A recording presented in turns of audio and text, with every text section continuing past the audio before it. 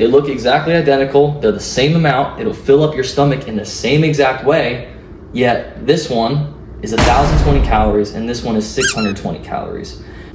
I've got two identical looking peanut butter chocolate milkshakes here. One of them is gonna help you lose weight, one of them is gonna help you gain weight. And so I wanna demonstrate in this video how easy it is to make some switches into your diet that'll help you achieve either goal. And so there's people on either end of the spectrum. There's people that are overweight, looking to lose weight and build muscle and have a good physique. There's people that are skinnier, that are looking to gain weight, build muscle, have a good physique.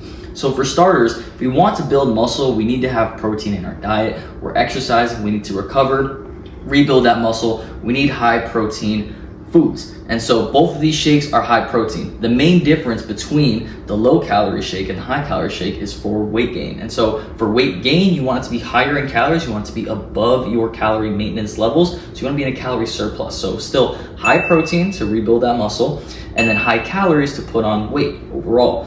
For the low calorie shake, high protein to build muscle, and then lower calories to lose that weight, okay? So that's how we're achieving both physiques. Now you can see they're both the same size shakes, both the same amount, about 24 ounces. They look exactly similar. They both taste pretty much exactly similar. It's just the choices of ingredients that we're gonna be using that still have the same flavor, just lower or higher calories, all right?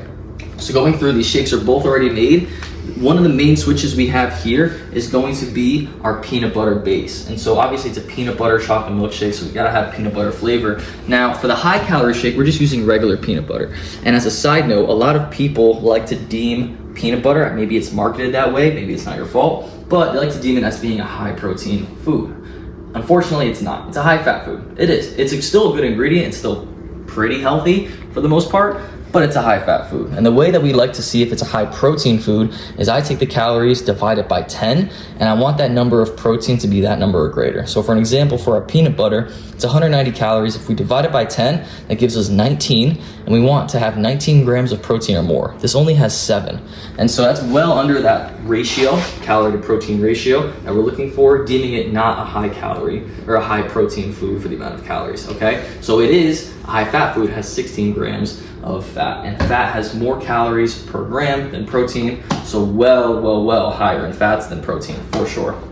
Anyways, we're using 4 tablespoons of peanut butter into the high calorie shake, and in this one we're using 4 tablespoons of our PP Fit into the low calorie shake. Obviously everything's getting blended up together, so we're just looking for the flavor, and they both taste like peanut butter because they pretty much are. They're both made from peanuts, just grounded up peanuts.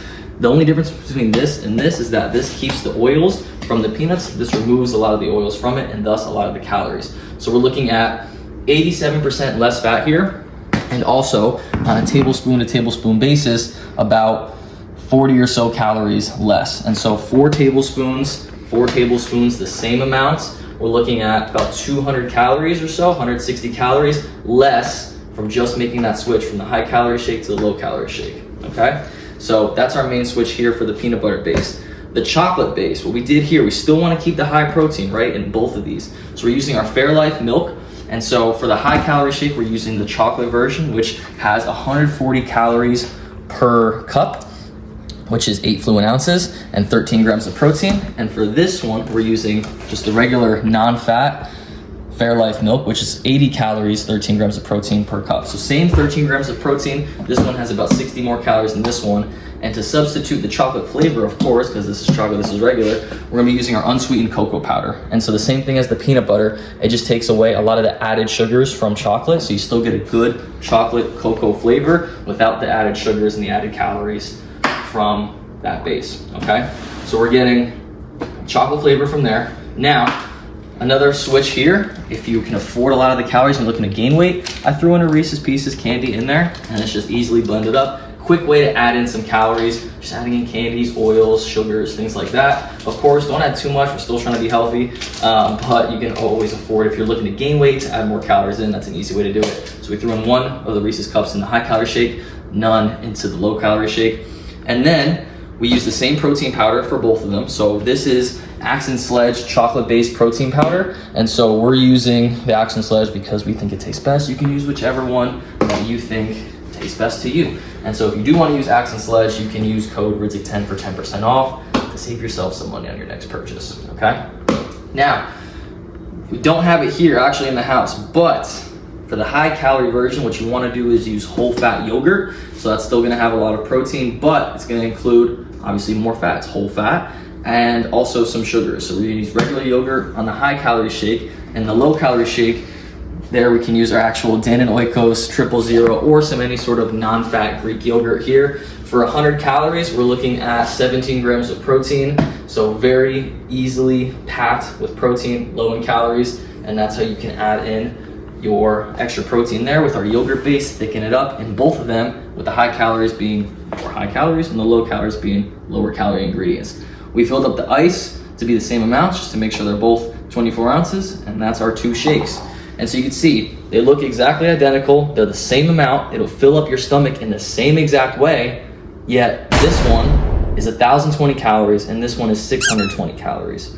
And so you can really see how making these little changes can add up throughout the days, weeks, months, years, and support your goals either way, if you're looking to gain weight or looking to lose weight.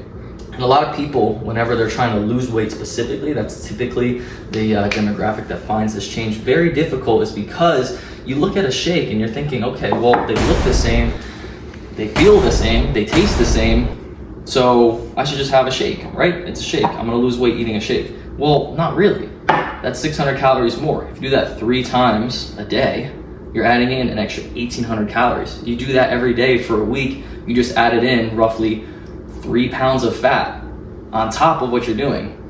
Whereas if you make this change, you would lose 3 pounds of fat, losing that 600 calories deficit each meal per day for the week, okay? So that's an easy way to lose 3 pounds of fat per week if you wanted to do it that way, just by making these slight changes. So that's it for this video. Just wanted to illustrate the difference between high calorie eating, low calorie eating.